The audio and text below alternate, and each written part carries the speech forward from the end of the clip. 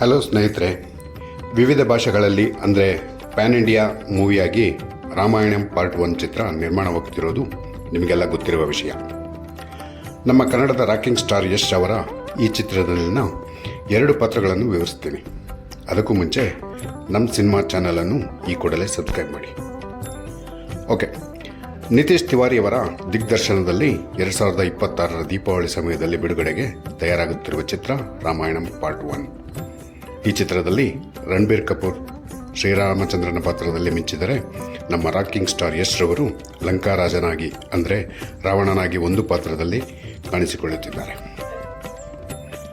ಇವರ ಇನ್ನೊಂದು ಪಾತ್ರ ಕೊನೆಯದಾಗಿ ವಿವರಿಸ್ತೀನಿ. ಅದಕ್ಕೂ ಮುಂಚೆ ಸೀತಾಮಾತೆ ಪಾತ್ರದಲ್ಲಿ ಸಾಯಿ ಪಲ್ಲವಿ ಕಾಣಿಸಿಕೊಂಡರೆ, ಶ್ರೀ ಆಂಜನೇಯನ ಪಾತ್ರದಲ್ಲಿ ಸನ್ನಿ ದೇಒಲ್ ರವರು, ರವಿ ದುಬೆ ಅವರು ಲಕ್ಷ್ಮಣನ ಪಾತ್ರದಲ್ಲಿ, ಅರುಣ್ ಗೋಯಲ್ ರವರು ದಶರಥನ ಮಹಾರಾಜನ ಪಾತ್ರದಲ್ಲಿ, ಇಂದಿರಾ ಕೃಷ್ಣನ್ ರವರು ಕೌಸಲ್ಯಾಗಿ, ಲಾರಾ ದತ್ ರವರು ಕೈಕೆಯಾಗಿ, ಅನಿಲ್ ಕಪೂರ್ ರವರು ಜನಕ ಮಹಾರಾಜನಾಗಿ, ಶೀಬಾ ಚಡ್ಡಾ ಮಂತಾರೆಯಾಗಿ, ಕಾಜಲ್ ಅಗರ್ವಾಲ್ ರವರು ರಾಣಿ ಮಂಡೋದರಿಯಾಗಿ, ರಕುಲ್ ಪ್ರೀತ್ ಸಿಂಗ್ ಶೂರ್ಪನಖಿಯಾಗಿ ಮತ್ತು ಇನ್ನೂ ಹಲವರು ಈ ಚಿತ್ರದ ಪ್ರಮುಖ ಪಾತ್ರದಲ್ಲಿ ನಟಿಸುತ್ತಿದ್ದಾರೆ. ಅಲ್ಲದೆ ಅಮಿತಾಬ್ ಬಚ್ಚನ್ ರವರ ವಾಯ್ಸ್ ಓವರ್ ಸಹ ಈ ಚಿತ್ರಕ್ಕೆ ಇರುತ್ತೆ ಅಂತಲೂ ತಿಳಿದು ಬಂದಿದೆ. ಆಯಿತು, ಈಗ ವಿಷಯಕ್ಕೆ ಬರ್ತೀನಿ.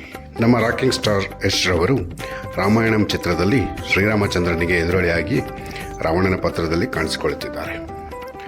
ರಾವಣ ಎಂದರೆ ಅಧರ್ಮಿ ಅನ್ನೋದು ಜನರ ತಪ್ಪು ಕಲ್ಪನೆ. ಸ್ವಯಂ ದೇವತೆಗಳೇ ತಲೆದೂಗುವಷ್ಟು ಶಕ್ತಿ ಹೊಂದಿದ್ದಾನೆ ರಾವಣ. ವೇದಬ್ರಹ್ಮನಾಗಿ ವರದಾನ ಪಡೆದು ಶಿವನ ಆರಾಧನೆ ಮಾಡುವವನಾಗಿದ್ದಾನೆ ರಾವಣ. ಇಡೀ ಅವನ ಲಂಕಾ ದೇಶವೇ ಹೊನ್ನಿನಲ್ಲಿ ತುಂಬಿ ತುಳುಕುವಂತೆ ಮಾಡಿದವನು ಲಂಕಾಧೀಶ ರಾವಣ.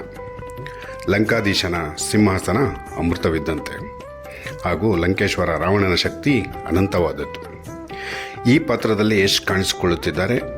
ಹಾಗೆಯೇ ಎರಡನೇ ಪಾತ್ರ ಎಂದು ಹೇಳುವುದಾದರೆ ಅದು ಸಹ ನಿರ್ಮಾಪಕನ ಪಾತ್ರ. ಅಂದರೆ ಯಶ್ ಅವರು ಈ ಚಿತ್ರದ ನಿರ್ಮಾಣಕ್ಕೆ ಬಂಡವಾಳ ಹಾಕುತ್ತಿದ್ದಾರೆ.